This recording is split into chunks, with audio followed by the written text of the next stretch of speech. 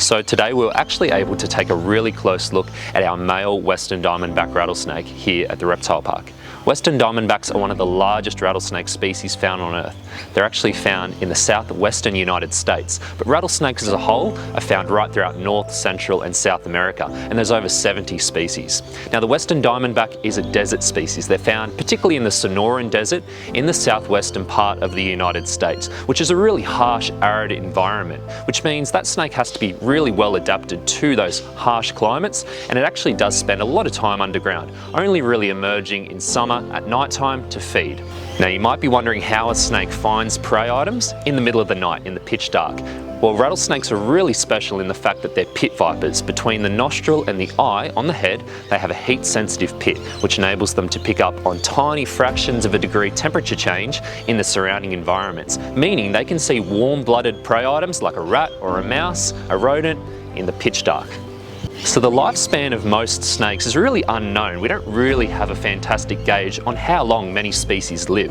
This particular Western Diamondback we're having a look at here today is easily over 20 years of age. He actually came into the country back in the early 2000s. So he's an old snake. We wanted to check him over because as they get a little bit older, they can start to slow down. You may start to see a few health issues. During the health check, we wanted to take a really close look over the entire snake. Now with such a large, dangerous species, it's not the easiest thing to do. So we did actually restrain the snake inside a clear plastic tube, meaning we could contain the dangerous end, the head, with those fangs and that venom.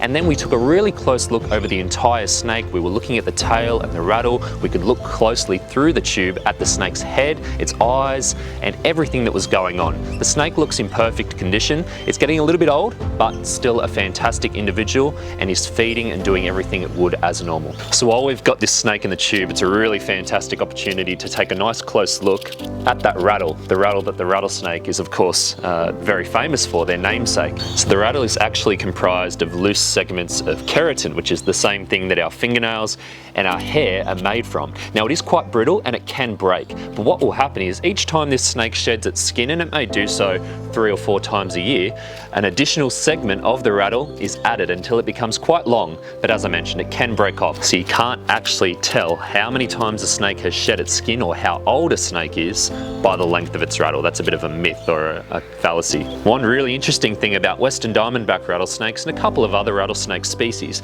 is they have these brilliant black and white bands before the rattle. That is actually one of the distinguishing features on a Western Diamondback rattlesnake. So of course the rattle of the rattlesnake serves no other purpose than as a defense mechanism. This is an evolutionary adaptation that has evolved over millions of years to warn particularly large hooved animals that could potentially step on the snake and injure it or kill it.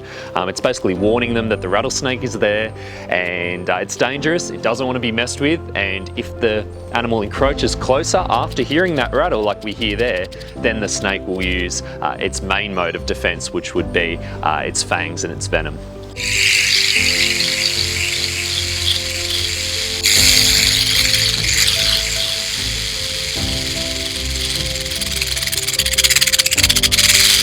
Because all rattlesnake species are pit vipers, they're very different to our Australian venomous snakes. Our venomous snakes here in Australia are what we refer to as elapids, which are front-fanged venomous snakes, and they typically have quite short fangs. A rattlesnake has extremely large fangs, and they're hinged. They swing forward in the mouth as the snake strikes. Now the venom of a rattlesnake is also quite different. They have a very large venom yield, and the venom is what we call hemolytic or cytotoxic. It means it affects the blood and the tissue, whereas our Australian venomous snakes more so affect the nervous system, causing paralysis. With a rattlesnake bite, you will see a lot of localized tissue damage and necrosis. So typically when you would see us working with our own Australian venomous snakes, we're using our hand. We can hold the tail of the snake and then also use a snake hook. But because a rattlesnake is such a large, heavy-bodied viper, they're very strong, they're very powerful, and they also have one of the fastest strikes of any snake on the planet. For this reason, we prefer not to use our hands with a rattlesnake. It makes it all that much harder because we cannot physically touch the snake.